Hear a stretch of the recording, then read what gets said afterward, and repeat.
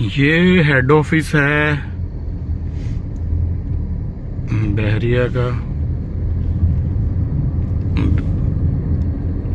ये आगे आ रहा है और इसके साथ ही आगे हमारा ऑफिस है।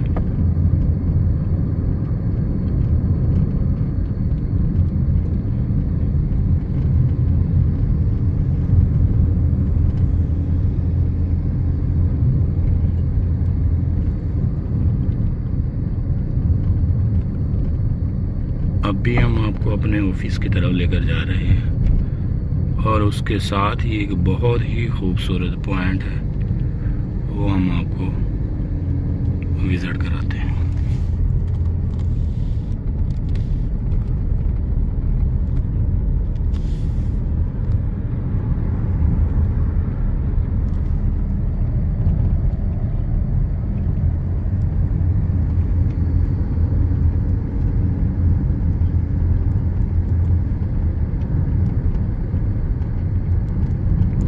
तो दोस्तों सब बताएं कैसा लगा आपको ये बैरिया टाउन प्रोजेक्ट, जो कमेंट्स बॉक्स में हमें बताएं